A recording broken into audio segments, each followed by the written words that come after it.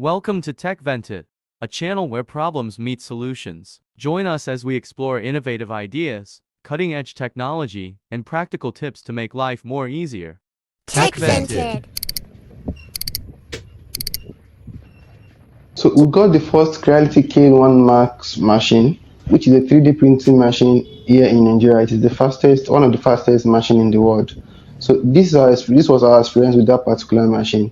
So we bought the machine, we unpacked the machine, and on moving the machine to the final destination where we are going to be using it to be doing our regular 3D printing task, we discovered that the machine is not working. So what could be the issue of this so very expensive machine not working? We discovered that the flex, which is like a piece of wire that connects the motherboard of the machine to the display where we are going to be able to kind of control and specify what we want to print, as well as how we want it to be printed, is not connected together. So that means we have a machine that is just a piece of metal, no connection to us for us to control.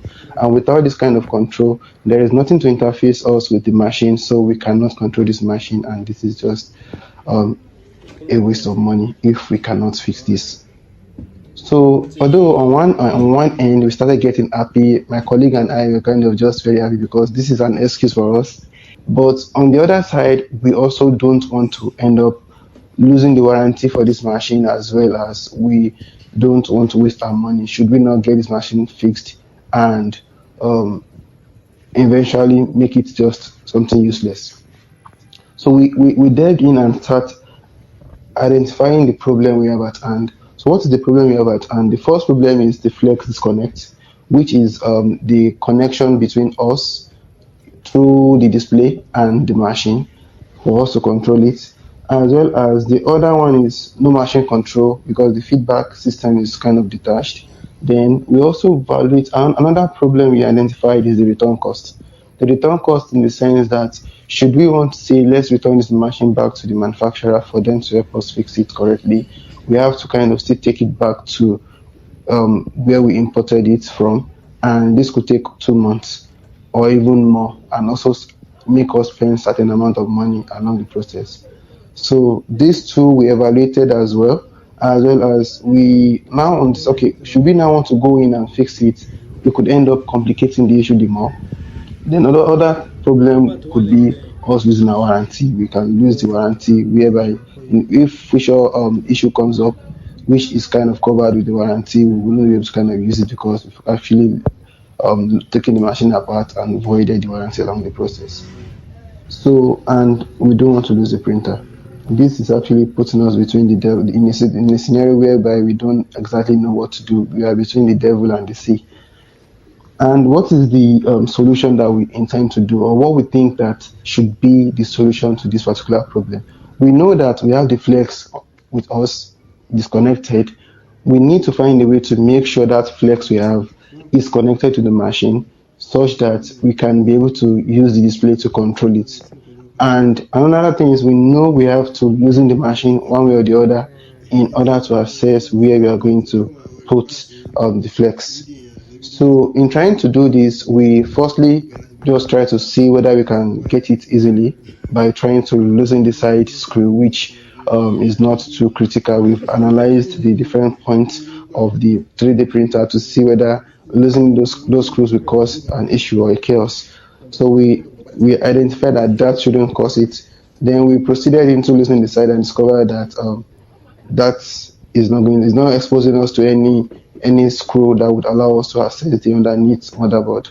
Then not until we did some research as well on YouTube to see what other people have done in the past with this particular machine, because it's a kind of do-it-yourself machine.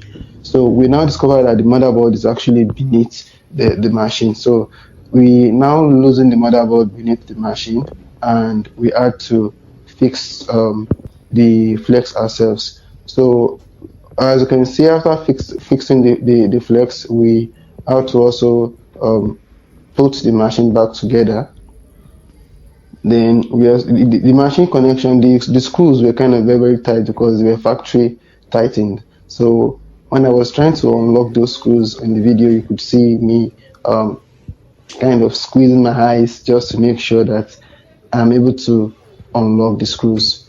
So this is the side fan, which is a cooling fan that is meant to kind of bring the temperature of the 3D printer to a manageable extent for the actual print, because each print you are trying to make would have its own settings. And with this, we are kind of putting back the screws on the sides to make sure that we have the full enclosure. It's a kind of enclosed machine, so we're trying to make sure all of this were intact before we call it a successful fix. So we're tightening every screws that needs to be tightened and making sure we have no screws on ground that should have been placed inside before we finish the process, to avoid us from unscrewing everything back to put it back, since this is a very sensitive machine. So can you see now that we have a power on, the Creality logo is shown, and from this we can now start controlling the machine. So thank you, and I will see you in the next video where we are going to be using this machine to actually print a real life object. Thanks and bye for now. Tech Vented.